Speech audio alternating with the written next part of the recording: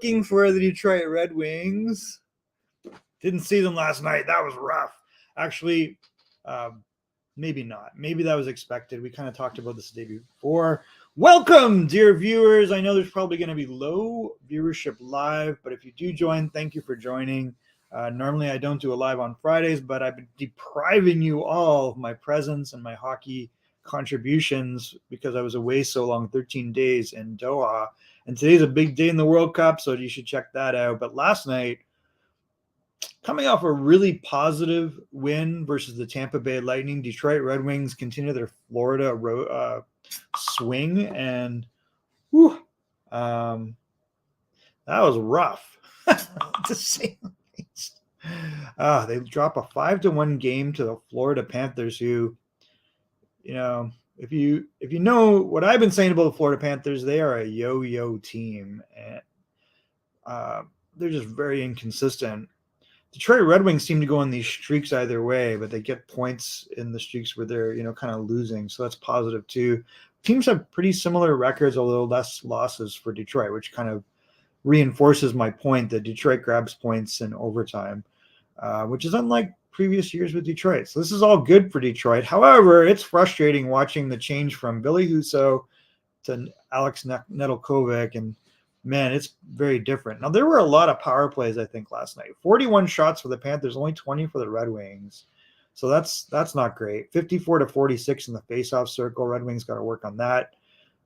4 power plays for the Red Wings and 3 over 3 for the Panthers. So the Panthers had, I think, 11 shots on net in those 3. So it's kind of strange that worked out. Detroit did get a goal on the power play that we will talk about. I can't show you, of course. Coming out of this, 13-8-5 for the Red Wings, 13-10-4 for the Panthers. This is an Atlantic Division matchup, so we will see in the standings how that shakes out in this video. Big night the other night, by the way. Unrelated topic. Tage Thompson, did you see this game where he got 5 goals? Crazy. It was 9-4 versus Columbus. I'm sure people in Hockey Nation talked about this, but man, what a performance. We saw last year 38 goals, I think, for Tage Thompson, and Tage, really busted out. He was part of the Ryan O'Reilly trade when Buffalo moved O'Reilly to St. Louis at Ryan's behest. And that worked out for St. Louis because they won a cup with Ryan. Hey, Greg John, thank you for joining. We're probably going to have a low attendance because I don't normally do a live on Fridays, but I had promised on Wednesday that I would because I'd missed Monday with my travel. So, Tage Thompson, wow, crazy. Continuing to rack up goals, and what a 5-point game. I think that ties the record for an American-born player. All right, so coming back to this game last night, it was sloppy, man, by Detroit's defense particularly. It's not like Panthers were just dominating them, and they did get a lot of shots, but you just felt like the Red Wings maybe spent it the night before, and then they also had Nedeljkovic, who gives up crazy rebounds all over the place, and it results in second and third shots. So that's a big difference between him and Husso. 16 penalty minutes for the Red Wings, including a fight with Philip Hronek, like against Nick Cousins. Matthew Tkachuk got his nose in, chatting up Hronek at the end there. Moritz Seider is definitely a bit of a shadow of himself from last year, by the way. Like, he's okay, and he's going to be great long-term, obviously. But he's not, he was definitely more dominating last year. I feel like there's something off this. So, it was, in the first, they got out of the first 1-0, but then it was like 3-0 for the Panthers when we look at this. So, Chris Tierney scoring in the first from which Staller this was, I'm not sure. Probably Mark, I guess. A2 Luosterainen with his 7th of the year. Good to see him getting some points on the second. Made it 2-0 from Barkov and Reinhart. So Luosterainen getting some time on the top line. And then Josh Mahura from Bennett and Tkachuk. Then on the power play, Jonatan Berggren getting his 4th of the year. This is really good news the way he's producing. It was points from Kopp's 14th assist now, so he's racking up some points. And then Lucas Raymond I think Lucas Raymond, if you go back and watch this, had a big part of this. But that was all she wrote for Detroit after that. Matt Kiersted getting his 1st of the year from Cousins and Stahl. So I don't know which Stahl is which. Like, which one's Eric and which one's Mark. I want to look at that. Kachuk then finishes it off, making it 5-1. That was kind of it. No goals in the third, so that was fine. But it was an ugly, scrambly game. The one that they will want to move on from. So, just taking a look, not much to report on here. Despite getting a goal last night, Berggren's a -2. Yeah, no shock there. Not much going on. Only 15 minutes for Kubalik. That was weird. So I don't know. Again, did they, very, very low ice times. Now, it was Larkin, only 17 minutes was the top guy on the ice. That's kind of crazy on the forward side. They really spread it out a little bit. You don't like to think they mailed it in, but they did not play good. Gustav Lindstrom drew back into the lineup in a -3. That was kind of rough. Sider was okay. Sherratt was okay. But Philip Hronek's been the best D, and he was not happy with getting shoved in the chest by Nick Cousins, and he took it out on Cousins, kind of pounding him up a little bit, got a pound for that. But didn't result in anything. So the next matchup for Detroit is not an easy one. The Dallas Stars have arguably maybe, if you exclude Connor McDavid, maybe the best player in the NHL right now is Jason Robertson. Like, exclude Draisaitl, exclude McDavid, because they're just always at the top. But Jason Robertson, I guess we shouldn't be surprised, but he is just crushing it this year. So if you look, Robertson's had 5 goals his last 5 games. Rupe Hintz heating up a little bit here with 5 assists and 8 points too. That's good news for Dallas. We just have a lot of weapons. Will it be Husso versus Ottinger? That is my guess tonight, or on tomorrow night, I guess it is. So this will be a big game. Which Detroit team will we see? I think you'll see a much tighter team, I'm hoping. And with Husso and net, I hope that is a big difference because, there's just significant difference between when those two goalies are in the net. So that is the deal there. Not a lot of comments because there's nobody in the chat. So I apologize, guys. There's not really this is not my normal video, but I wanted to make sure that we had an update on this game and look ahead to the next one. Who do you think will win in this one? Let's just a couple other things that happened. Chris Letang had his second stroke. Real Deal Prime. Hey, buddy, what's going on? Chris Letang, I don't know if you saw, but in 2014, he had a stroke in a game. And he's got a problem with his heart, apparently, with a hole that never closed, and they've never solved that. I don't know if they can or just didn't. And he had a stroke again. So he's going to be out 10 days, and he seems to be okay, but, this is scary. That's crazy. Like, to have a stroke in the game is just, that's not good. What were some other interesting? The Leafs, man, continue to rip it up.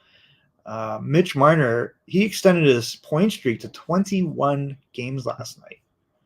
So he's having a great regular season.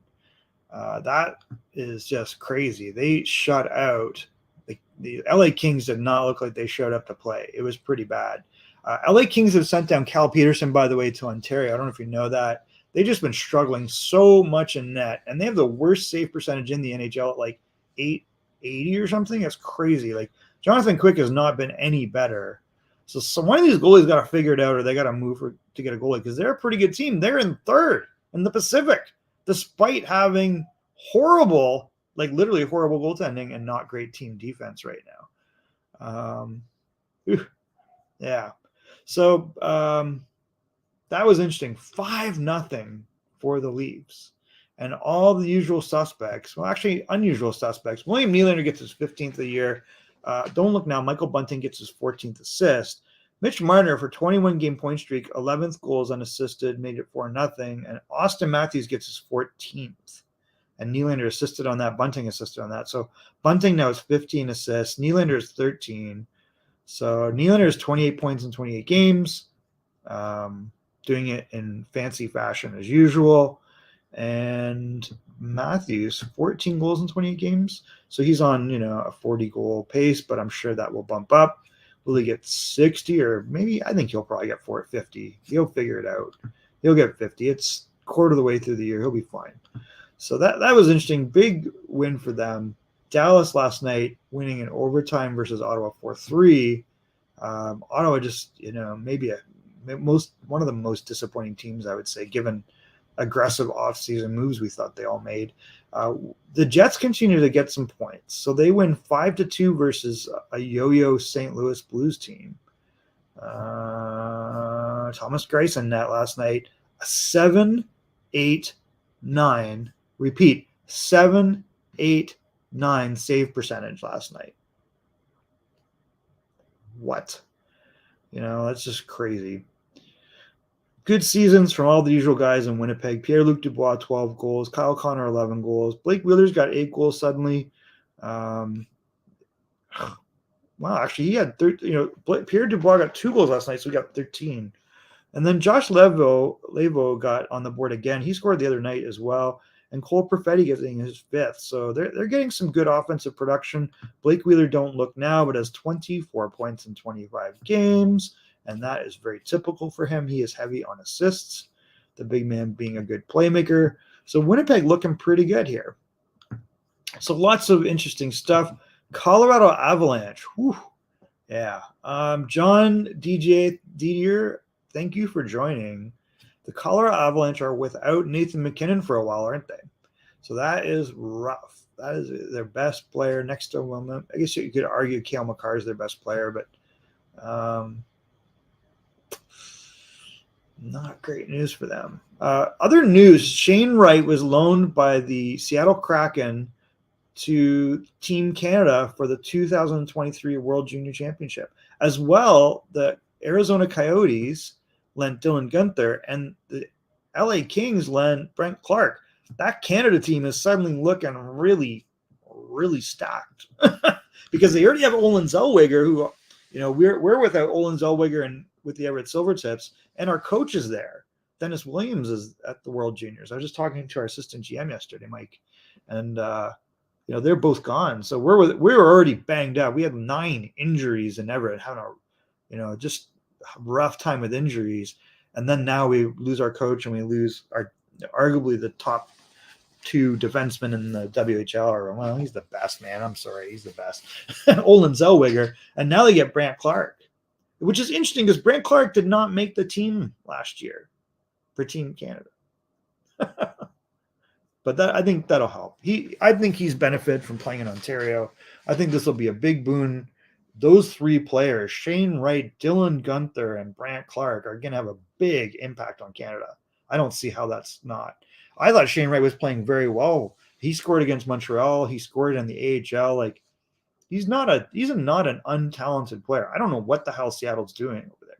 Well, they're winning is what they're doing, and they're doing it with their older guys, which they have a lot of older guys, and Matty Beniers. But I don't know. I mean, Shane Wright is very capable from what I saw of playing a top 6 winger role right now in the NHL. Now, he's a quirky kid, but that's big news for Team Canada. So the World Junior Championships, my favorite time of year, coach's favorite time of year. We will look forward to that, Hockey Nation Live fans. And just going back for a second to the Colorado Avalanche, not having Nathan MacKinnon, that's not good news. And he's out, I think, for 4 or 5 weeks, right? So that's kind of rough. And they lost the other night. Was it 4-0? Did they lose 4-0 to the ridiculously good Boston Bruins? Do you think the Boston Bruins are for real? Like, Boston, New Jersey had insane starts. And then who else has had an insane start? Toronto. Toronto's playing crazy, like out of their minds recently, right? So that Atlantic is nuts. When we look at the Atlantic standings, I didn't put it in. Jeez, I downloaded that. If you just look at the Atlantic standings, Boston first, Toronto second. This is the valley of death. Even with that win, Detroit remains in 4th. They dropped from 3rd because Tampa won last night against Nashville. And Florida, has within striking distance with 30 points in 27 games. So these guys obviously have a game in hand. I am predicting that Florida will again lose because they're a yo-yo team. And I didn't think Bob looked amazing last night. I think they just, got a spent Detroit team. And don't look now with a win. Montreal's like right in the hunt, man. 28 points. So that's pretty interesting. New Jersey just ridiculous. Like, I never would have predicted this. And don't look now, but Pittsburgh's like clawing their way up there. 3 wins in a row, 8-1-1 their last 10. The Rangers 5-4-1 continue to kind of like be a little less than crazy, but I think it's just an effect of how much better all these other teams have gotten. Like Rangers are gonna have to find another level. Winnipeg is in first. That is 3 wins in a row for Winnipeg. 35 points, 25 games under Rick Bowness. Credit to Rick Bowness. I mean, I didn't think he did an amazing job in Dallas, but I mean, he did go to Stanley Cup final, so there's something there. And this is like, if you look at the last time he was in Winnipeg in the 80s, that was not so good. He's having some success there with that Winnipeg team. I guess pulling the C off Blake Wheeler was not a bad thing. And Connor Hellebuck is playing fantastic. .935 save percentage last night. This guy should win a Vezina the way he's going.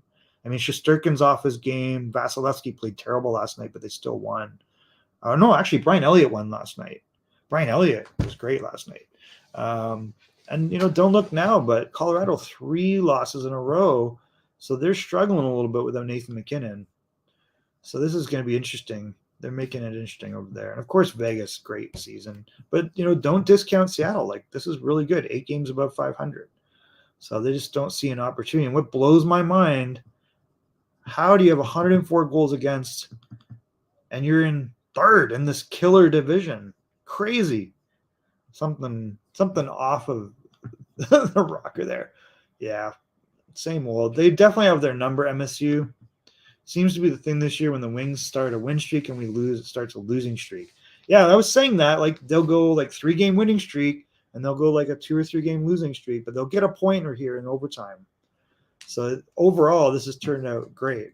I told Coach I predict Colorado will qualify after mending. They're going to make the playoffs.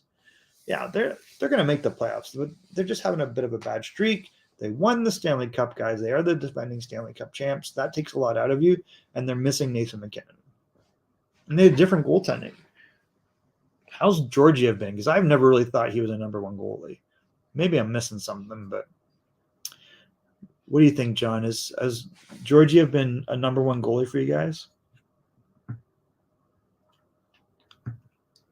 I'm not convinced there. Well, so overall, interesting few nights. What did you guys think of the Tage Thompson 5-goal game the other night? What do you think of Dylan Guenther, Shane Wright, and Brandt Clark being loaned to the World Junior Canadian team? Like, the Canadian team already is nuts. Like, if you go back, like Connor Bedard's going to be on that team. By the way, if you're not like, unless if you're under a rock, you don't know who Connor Bedard is. But Connor Bedard projected as the top pick in the NHL draft. Yeah, we're gonna see. I mean, that's gonna be tough, but I think they look like they're pretty resilient. We're a quarter way through, and I think they're doing better than we all thought. Just want to point. So this is the WHL.ca website. If you go to stats and you look at scoring, there's this guy named Connor Bedard, not drafted the NHL yet. This dude has 64 points, guys. The next closest player, 45 and 44. And Logan Stankoven, no bum, will also be on Team Canada. And he had a great World Junior last year. But the guy that you're like, whew, you got Connor Bedard, Shane Wright, Dylan Guenther's a snipe show. And then you got like arguably a top 2 defenseman, 3 defensemen, and Brandt Clark, who's been doing pretty well in the AHL. So Canada's going to be crazy. Stanislav Svozil. This is the Columbus pick. I was looking at I didn't realize he was having such a good year. Stanislav, I think, has 34 points on the season, and this is a defenseman. So this is turning out pretty good. Like last year, he had 41 points in 59 games, and this year, like, he's like doubled his points per game. Now he's at 2003, so I guess we got to keep that in mind. So overagers in our league tend to do crazy. They tend to double their stats. So that's, I guess, not unexpected. But yeah, Connor Bedard having an insane year. This guy should go first overall. I don't care about what you say with Adam Fantilli. 64 points in 28 games. What are we talking about here? This guy is like elite. Now, is he Connor McDavid elite? No, but I could see him being Patrick Kane. Like, what is wrong with that? Would you not want Patrick Kane on your team. Clump sauce. 15-5 the shots in the first. It was gross. That was just terrible last night. Yeah. They had bad start in front of Nedeljkovic, but Nedeljkovic does not help. They get outshot a lot because Nedeljkovic does not control rebounds, and he gives up a lot of net that Billy Huso wouldn't. So you'll shoot on Nedeljkovic, and it's coming out at a wacky angle, and then there's a second or a third shot or a scramble, and there's a big part of that. Now, the defense looked terrible. So the defense definitely did not look great last night. Saginaw, my cousin Jimmy Devillano, along with Chris Osgood, are owners in Saginaw. If you look, I haven't really paid any attention, I got to be honest, to the Ontario Hockey League. I used to because I lived there, but oh, geez, look at this. What's this? Let's take a look because I don't even know.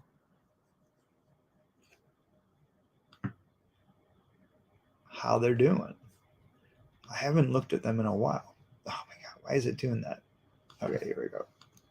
It opens in a new window, so that's kind of weird. Oh my God, I got a husky downstairs barking to go out. Ottawa's tops in their division. North Bay Battalion. Oh, Mississauga Steelheads are better this year. That's good. Niagara Ice Dogs, not so much. London Knights generally are always very, very good. And Saginaw's first 18-8-2. What? Now they got a really. My cousin really likes the coach that they have. Said Chris Lazary. I don't know him, but he really spoke highly of him. Dave Drinkle's a good young GM, so I think they're very happy with that. And if you look to your point on this team, you've got this Anaheim draft pick. They got a lot of guys that are. They're just not. They don't have a lot of big names, do they? So you got one guy that's like legit there. That kind of it. Like the Czech guy, the import. Whew, yeah, interesting. I mean, nobody here, Michael Misa. I know Michael Misa, but Luke McNamara. Oh, interesting. He had an older brother, I believe, right? McNamara. They're winning. And that's all that matters. Well, Liam Storch is okay there, but still not like crazy. Wow. Yeah, that's interesting. Go blue, go green. I don't know who those guys are. It compounds itself into far too much. 6:30 tonight. What is tonight? Is that the Cold War games are always a blast. First battle between. So this is what? Which this is the Michigan versus Michigan game tonight in the NCAA. Is that what you're talking about? Michigan State versus Michigan University of Michigan. What's going on right now is Croatia and Brazil are 59 minutes into their World Cup matchup, and it's 0-0. Brazil, every year, like they're tops, man. Yeah, Michigan State at Michigan. That makes sense. I haven't paid any attention to NCAA. I'm still trying to get my scouting reports in from my November trip because the scouting platform is a little wonky. Had to give a heads up that I think we sort of halfway sorted out the problems I've been having. All right, so looking ahead, we have an interesting.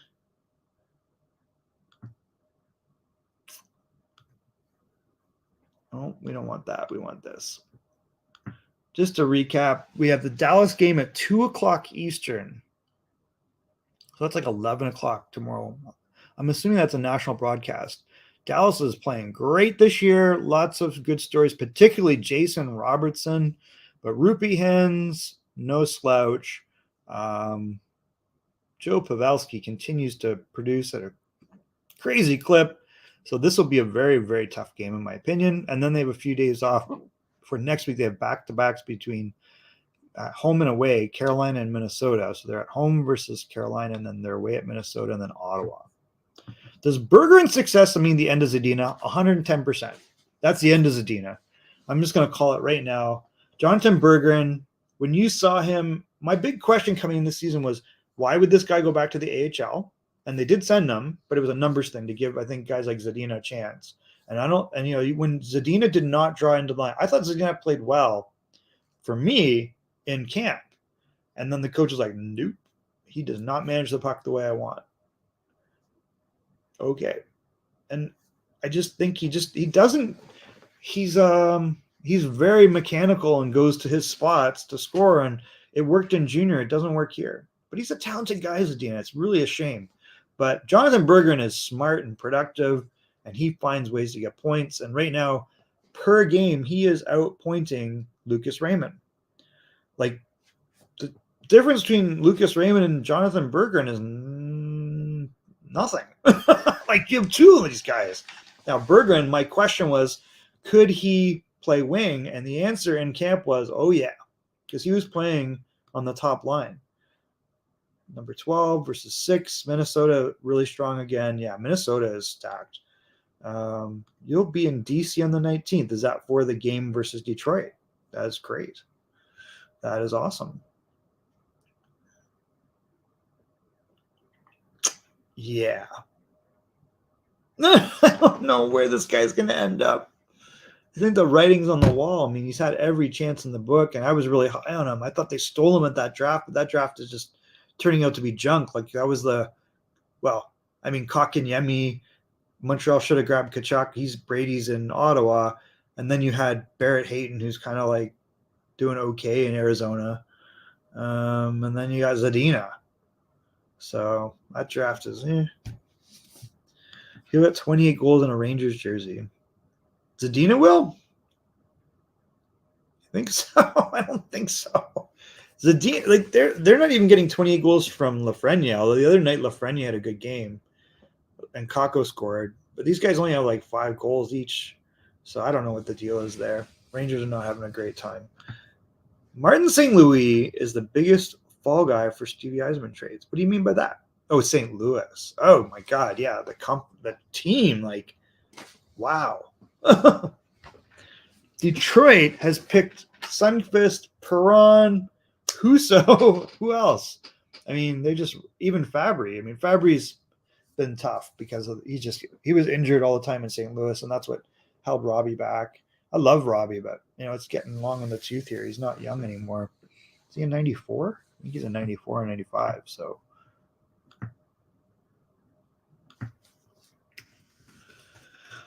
all right, guys, let's take a quick look. What are the games tonight to keep an eye on? If you're not watching World Cup, though, this is the good part of World Cup. There's some crazy games tonight. Maybe you want to watch that. Alex Pietrangelo, I don't know if you saw this story, is out in death for Vegas. He's got an illness in the family. I don't know what the detail of his mom or what it is. Ovechkin is reaching. He's getting closer to 800, and Gordie Howe on his goal campaign. And then Tyler Seguin got the OT winner last night. So despite everybody else, you still got Tyler Seguin in the mix in Dallas. Pretty crazy. Big win for Tampa last night. So let's just take a look ahead. Tonight, you have Calgary, Columbus. Columbus just not a fun team to watch. New Jersey and New York. New Jersey is just ridiculously good. By the way, Brandon Hagel, part of that Chicago trade, 8 goals. So you look at all these guys that Chicago's traded, like the Brincat, Hagel, Kubalik picked up by Detroit. Like, they're all doing well. Pittsburgh and Buffalo tonight. That'll be interesting. Does Tage Thompson get 6 goals? Unlikely. But you know who's got 15 goals is Sidney Crosby. That guy's playing really well. He is trying to keep in the scoring race. In the end, he'll get a point a game. That's kind of where he's been the last 5 years. But if you really look at it, he's about a point a game. So that's interesting. Seattle versus the Washington Capitals. Winnipeg, Chicago. Minnesota, Edmonton. That's going to be interesting. Minnesota's been heating up a little bit.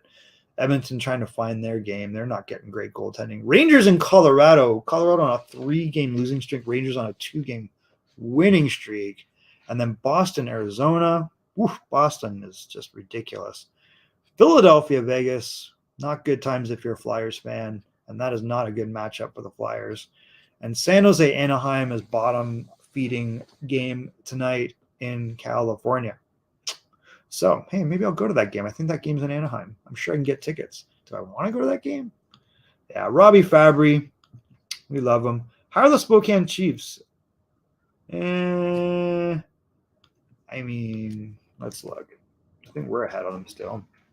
And we're like majorly injured. We had 9. I was telling our GM, I was like, we have 7 injuries? Like, no, 9. And now we lost Olin Zellweger and coach to World Juniors. So I think we're still ahead of them. Spokane is, let's take a look at that's conference. Where's Spokane? Yeah, they're 5-18. So horrible, terrible. We are 10-15 despite everything. And I think our goaltending, it sounds like, it's kind of coming around. Like Holt's been doing better. Michigan State has the Michigan series. We head to Grand Rapids to face Ferris State and Western Michigan or Lake Superior. That's great. Just got to play all the in-state teams all at once. Yeah. So the guy to watch is, and he's going to be at World Juniors. So you're probably without him, is Logan Cooley, right? Is Logan Cooley on? I always get this confused.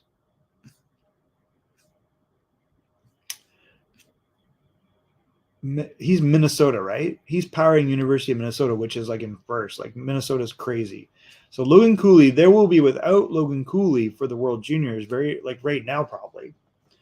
And he, that's not going to help Minnesota. So maybe there's an opportunity for the Michigan teams to move up a little bit, but that's going to be temporary. Like losing. That's the only problem. Like you got a team like that.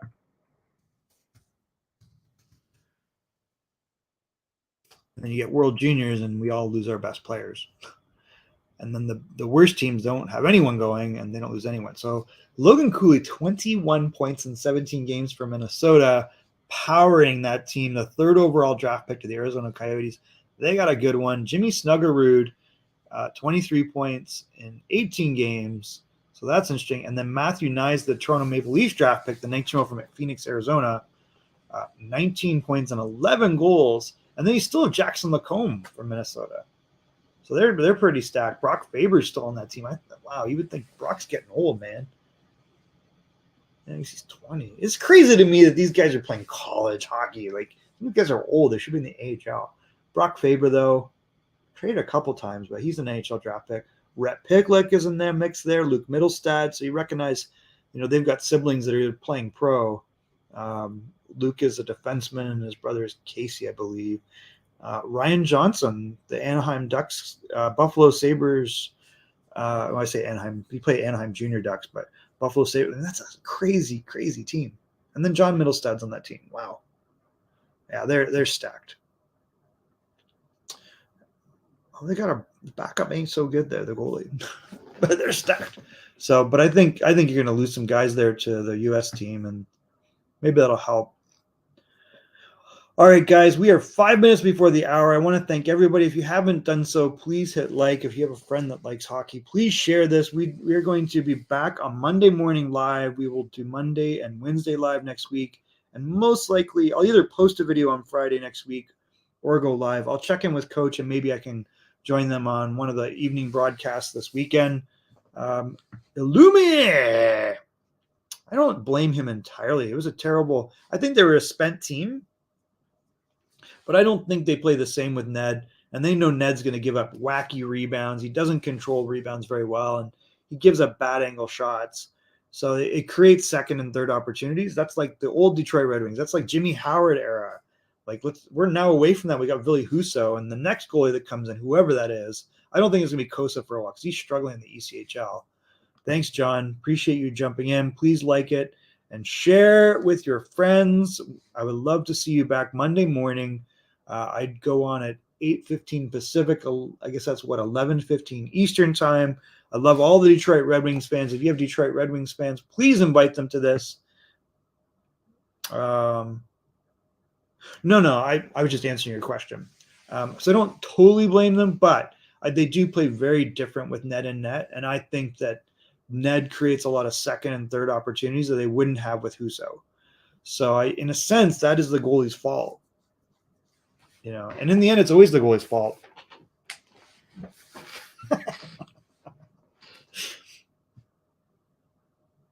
Maybe. I mean, that'd be fun. All right, guys, we are 3 minutes before the hour. I want to thank everyone who joined and everybody commented. Your comments make this very interactive, of course. So I'd love to see you guys. MSU, thank you for joining. Illumi, John DJ. And you probably have to tell me how to pronounce your name properly, John, if I'm doing it wrong. And Clump Sauce, you guys made my day by joining, so thank you so much. I really appreciate it. And Greg and John had joined earlier, but I think he had to drop off. Thank you so much to everyone. We will see you on Monday morning when we recap. Well, basically, we're going to recap what happened in the Dallas game and then look ahead to Carolina and Minnesota. All right, everybody, have a wonderful weekend. And I look forward to seeing you in the next Hockey Nation Detroit Red Wings update.